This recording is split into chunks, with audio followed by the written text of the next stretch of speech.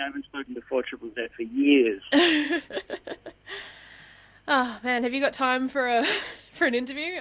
Silly question, Yes, but I have got time for an interview, mostly because it's scheduled in and put into my calendar to talk to you guys.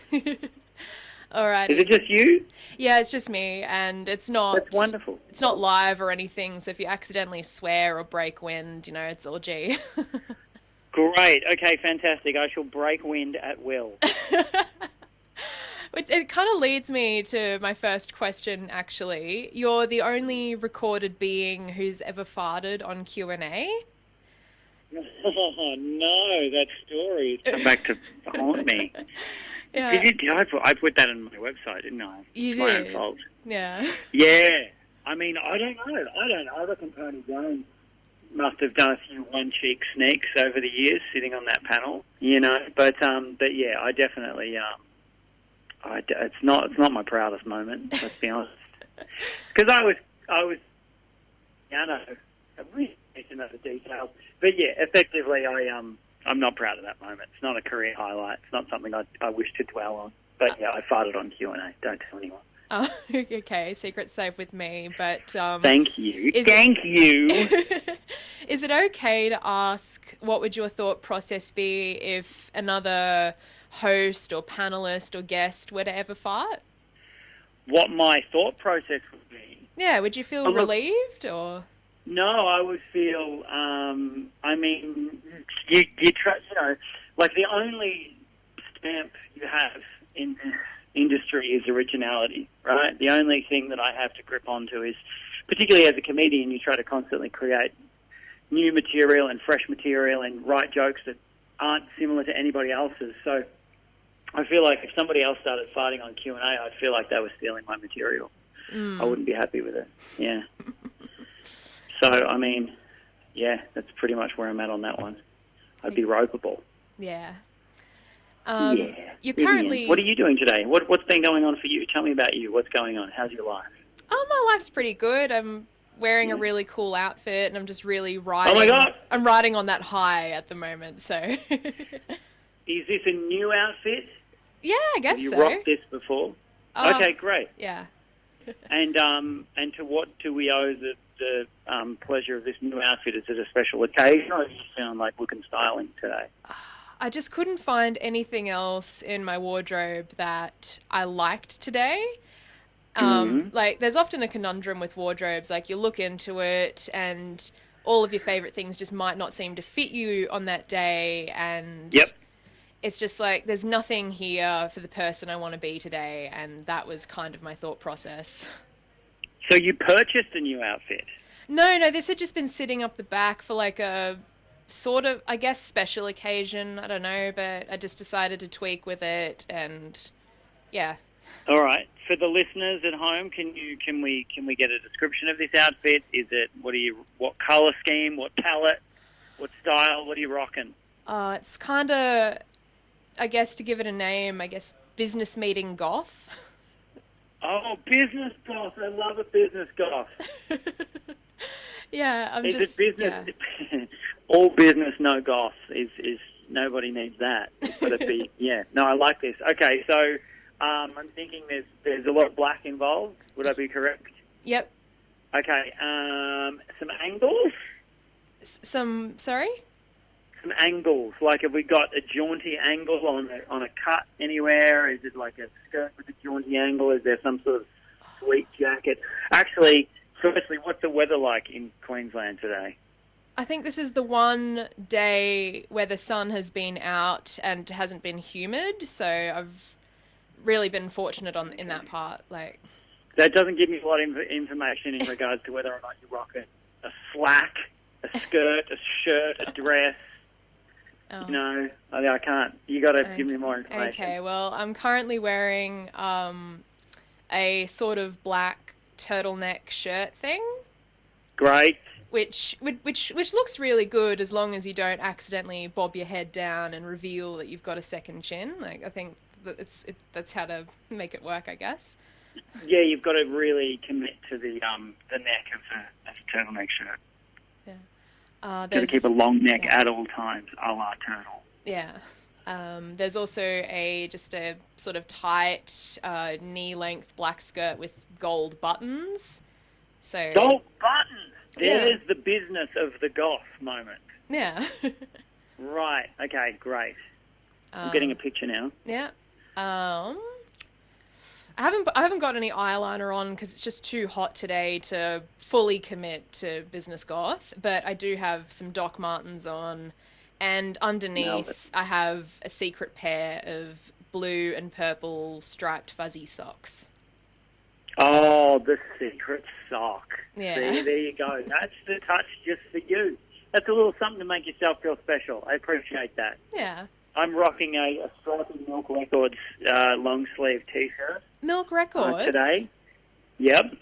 You're joking. I actually have a few Milk Records things at home. I bought a jumper the other day. The sweat jumpers, like the jumper? Yeah. What kind of little sport jumper with the Milk Records with the writing Milk Records on the front? I've got one of them.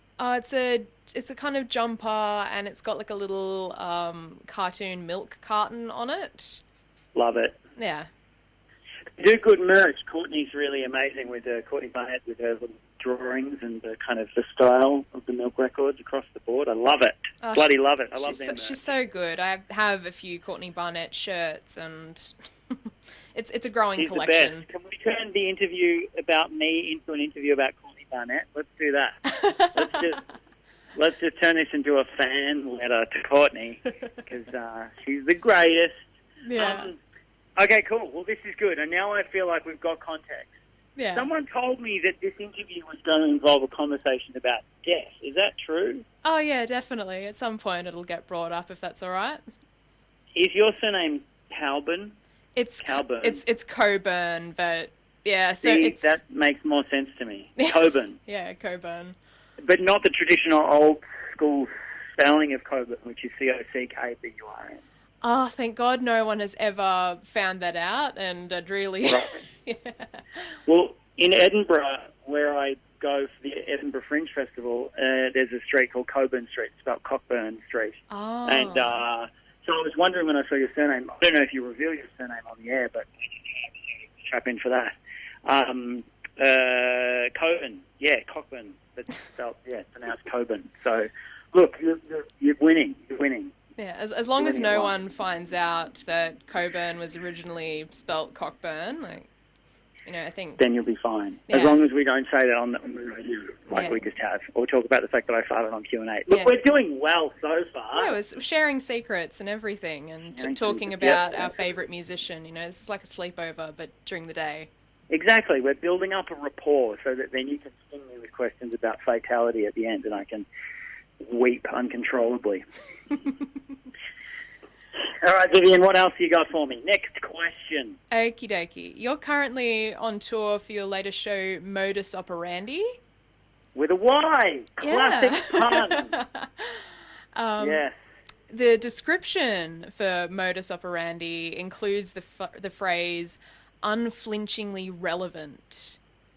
It's always good when someone in their late 30s comes out and says that their show is unflinchingly relevant, isn't it? Yeah. It's really good. It's really taking it to the streets and talking to the kids there. The show is unflinchingly relevant from a 39-year-old chap. It's unflinchingly relevant in the sense that I am evolving it constantly, and the show itself is about evolution. So I talk a lot about identity and a lot about fame and a lot about colonization, and I think the tendency to grasp onto concepts that we feel define us in the face of personal and spiritual and intellectual evolution. So that idea of holding on to old ideas just because we feel like, they're tied to who we are as people, and generally that ends up, perpetuating prejudice and self-righteousness and narrow-mindedness. And I think the show is all about that idea of kind of shaking that up as much as possible. And also I look at myself in that and look at the hypocrisy of myself, saying that where there are areas of my life where I obviously need to continue to improve. And so it's pretty honest. It's funny. I hope it's funny. It's my favourite show I've ever done. This is, and I've been touring it all over America and a bit of Australia and the UK, and I took it to Amsterdam. It went well in Amsterdam. So it's my favourite show so far. It's rocking, but it's it's fascinating. The whole idea of evolving in the face of comfort. I guess it's very uncomfortable to evolve sometimes. Oh, definitely. I have to ask, what will be the most culturally relevant topic that you'll be bringing up? Christ! In Queensland, I mean, we're talking about the fact that I'm doing a show on the Gold Coast, right? Yeah. So the most culturally relevant part of the show, I mean, because culturally relevant shifts depending on which town you are in, which country you're in, and which city you're in. So the most culturally relevant thing I'll be talking about is how all of the suburbs in the Gold Coast are named after gossiping bogan mothers. That's probably where that... Have you noticed that? Well, Helensvale, that really... Narang! Narang! Narang, get over it! Eleonora! Oh, it's like Coomera with a C. It's so chic. Yeah, like, shut up, Rabina, that kind of style. And then just Gavin thrown in, Gavin. Yeah. But also, I talk to the audience a little bit. I get a gauge of where people are at. And it's a confessional as much as it is a comedy show. Reverse therapy always works for that. So, yeah, it's going to be cool. Are you coming to my show? Yeah, definitely. I'm really keen. Oh, you are? That's not just a radio response. No, I'm definitely coming. Because radio hosts always say, yeah, totally, yeah, put me on the list, and then they never bloody turn up. 2 tickets under your name on the door. Anyone can turn up and say they're Vivienne Coburn, and they'll get your free tickets. Okay, you're just going to have someone at the door making sure the Vivienne Coburn who turns up is, wearing business goth attire. Like, as long as it's exactly. Vivienne in business goth attire, then... All right, we'll keep an eye out. I'll get the stuff onto that. Vivienne Coburn, ask me another question. Can you tell us something about Sammy J that people might not know? He's a kleptomaniac. Really? Yeah, he steals shit constantly. He's a thief. He's a dirty thief. Is there an example of something he's nicked? Oh my God, so many examples. When we're on tour, everything. He took a minibar out of the hotel once, like the minibar in the hotel room. Oh. He took it. Yep, put it in the back of the touring van, and I got into the van and didn't realise until we stopped for petrol. About 200 kilometres later, I opened up the back and I was like, "What is this?" And he was just giggling. It was still full of all the snacks and all the little liquors and all the little bottles of, Sprite. And, he found that hilarious. I didn't, because it got charged to my credit card. But, good times. Good times. You have a kind of observational humour kind of shtick. And there's all sorts of everyday observations that can be made. How do you decide which ones are worth crafting into a polished piece of comedic material? It's a really good question. I generally reverse engineer it. So I think of big ideas that I want to talk about, and then I try to think of relatable examples to get to those ideas. So say I'm talking about faith or fear or identity or evolution or whatever, I will start with a big idea, and then I'll try to refine it down and find little threads that the examples of people behaving in a way that illustrate my point on a bigger level, I guess. Yeah. That's usually how I do it. Or sometimes I'll just see something and I'll go, you hear comedians say, there's something in that, there's something in that, something in that. And then you just go, oh, look, that person behaves like an idiot in that situation. There's something funny about that. My observational stuff is anthropological, I think, maybe. I'm fascinated with how humans behave and why we behave the way we do, more so than, what's the deal with packets of crisps or, why do people, I'm really interested in human behaviour. And it's really easy to find things that people do that are just ridiculous. Oh, yeah. Constantly. We're constantly behaving in ridiculous ways. I don't understand humans a lot of the time, so I just kind of I observe and report back. I think that particular kind of observation that you do, like observe and then report, it was really conveyed best in your skit with the guy just losing his shit at the supermarket checkout, like the self-serve. Yes, right. You disappeared for a minute in the middle of that sentence. Oh, okay. Well, I'm happy to repeat it. I was just basically saying, I think the essence of your observe and report comedy, it's best exemplified by the joke you made about the guy losing his shit at the self-serve checkout. Oh, yes. That's a true story. That happened. I witnessed that occur. So that's just one of those things where sometimes something will happen in real life and you just go, well, I don't need to add anything to that. That's what happened. Yeah. That's hilarious. I just need to say that to a room full of people and everybody will see why that's funny without me having to explain it.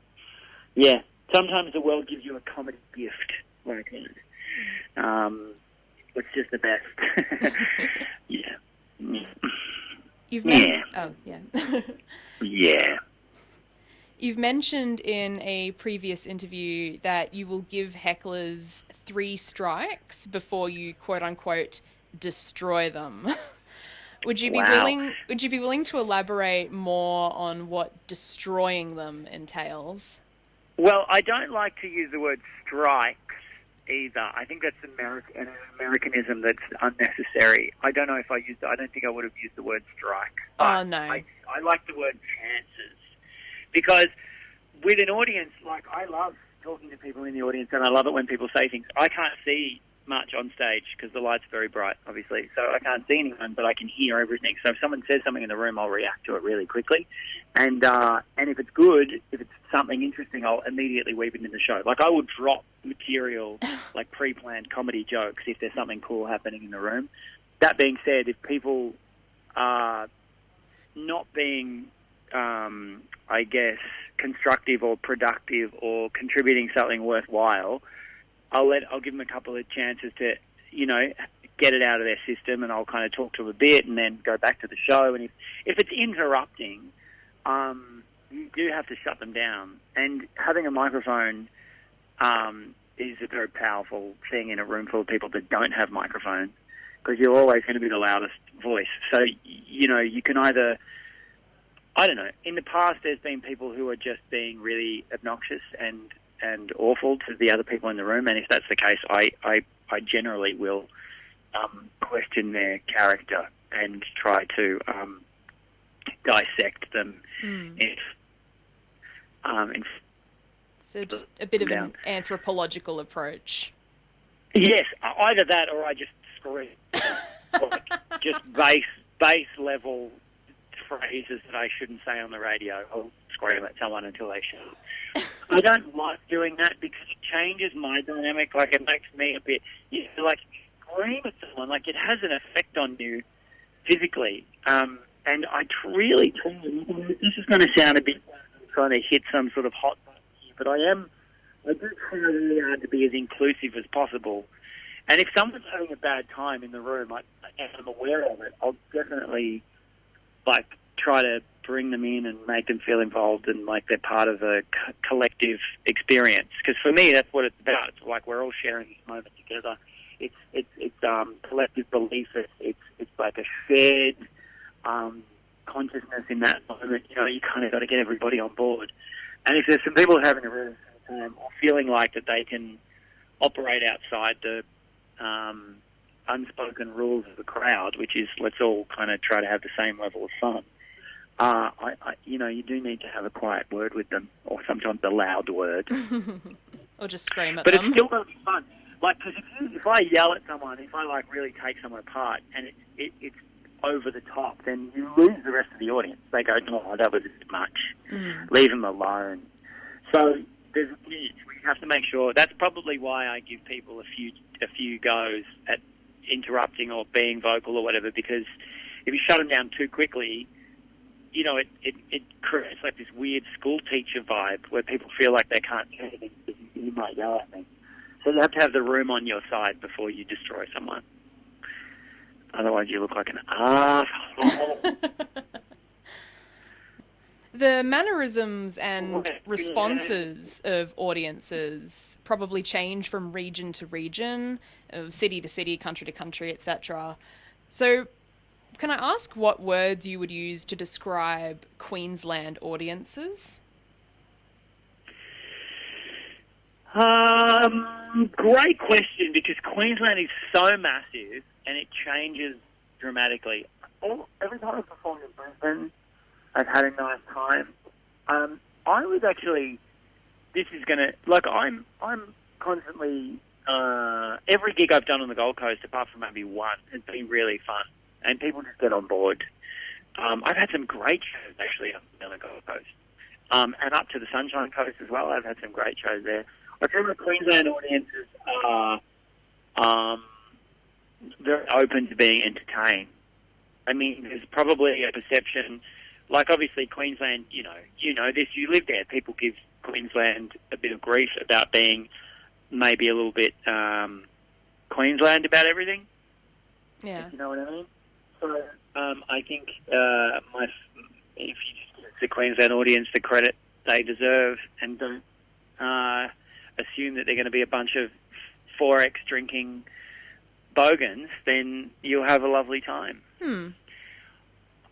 I haven't had any experiences in Queensland that have made me go, "Oh, Queensland audiences suck." Not that that's what the question was. The question was, how would you describe Queensland audiences? And I would say, like most of the rest of the country, except they're certainly, I don't feel like there's anything pretentious about Queensland audiences. Some other parts of the country, the audience are a bit spoiled and more than everybody else. Okay. And so you can get some crowds that are like too intellectual for their own good and up their own bottoms. I don't find that in Queensland. People are just out to have a good time, usually. Yeah. Speaking of having a good time... Good on you, Queensland! I was going to say, speaking of having a good time, are there any puppets out there that you'd like to get a beer with? Well, I don't drink, but I would have a cup of tea with any member of the Muppets cast. Oh, okay. And I would also like to play pool with Yoda and just spend a few days with Baby Yoda, just going on a road trip. Yeah. And look, I don't know. That's probably it. Yeah. Yeah. I'd like to shift the conversation towards the death questions. Okay, great. But we'll start on a kind of not so macabre note.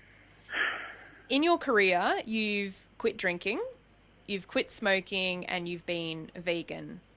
But out of the three, which of those do you reckon is the key to extending your lifespan? Oh my God, none of them.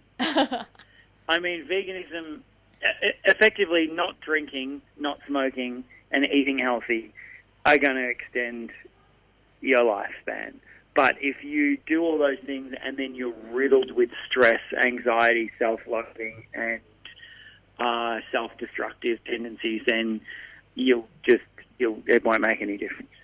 So I think that the reason I don't drink or smoke or why I eat vegan is not necessarily, in the back of my head, it's not like this is going to extend my lifespan. I just do it because I feel like it's the right thing to do. But then, that being said, if I'm not drinking, I'm far less likely to injure myself doing something stupid. So, yeah. by the very nature of those three choices, my lifespan is maybe longer, but the way the world works and the way that life and death works, I don't think I have much say in when and how I'm going to depart this mortal coil. With that in mind, what do you think is the best way to die?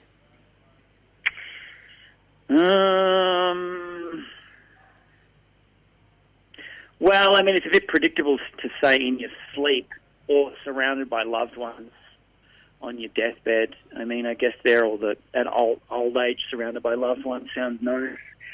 I think, I don't know, I actually feel like I wouldn't, I mean, it's very easy to say this when it's not happening, but I wouldn't mind going out in some sort of dramatic style, because as long as it's not like an extended period of intense pain and suffering, I don't really want to go out violently.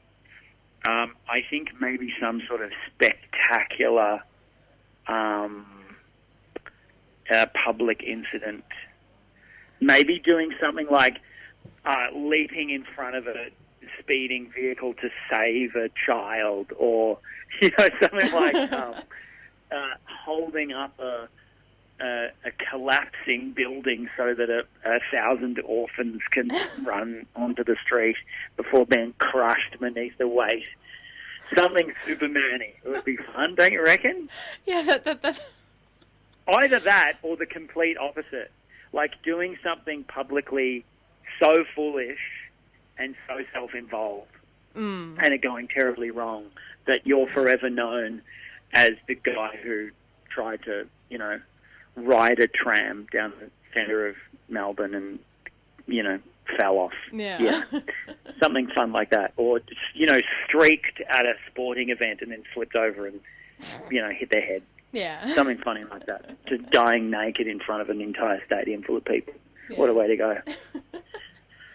Yeah. I want to ask, as a comedian, how do you get hundreds of people wheezing with laughter at the thought of a scuba diver burning to death? Because that was a joke you've done in the past, and you said it was based on a real incident, so I'd love to know how you were able to craft that into something funny. It's probably an urban myth, to tell you the truth, that one. It's a story I've heard a bunch of times about a plane that scooped up a scuba diver and dropped him into a wildfire. But I think I don't really do that joke anymore. But I think the way to get an audience laughing about anything is to, I guess, I kind of concentrate on the absurdity of situations like that. And then if it's relatable, if people find it as absurd as you do, you can reenact it in such a way that's amusing. That one, to be honest, it's not my highest. It's not the material that I do that's like the highest level of deep thinking. It's like, that's a thing that happened, I can make that funny. And to be honest, that whole bit was to prove a point in a show where I was talking about something completely different. So, again, that's one of those things where I've taken a bigger concept and then found something like an example that people can relate to prove the absurdity of it, and then I spin back around to the big topic. But all you see is just the bit where I reenact a scuba diver falling out of a plane. And it's funny. Yeah. What's not funny about that?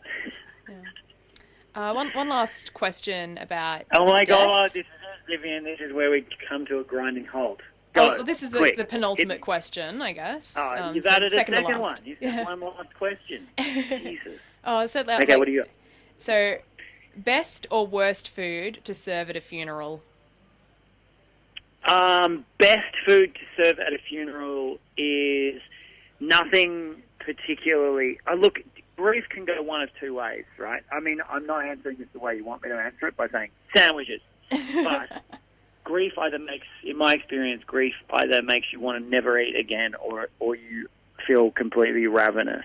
So I think you have to provide for both. You have to have, like, really small, like, little tiny sandwiches or little tiny spring rolls or something that someone can just, so that other people can go, have you eaten today? Get something in your stomach, for the love of God. Eat something. And then you have to have, like, I reckon, like a soup or like a curry or like something really hearty that you can that just makes you feel like you're alive and on the planet and around people that care about you. Like, you need a food hug. Yeah. You know what I mean?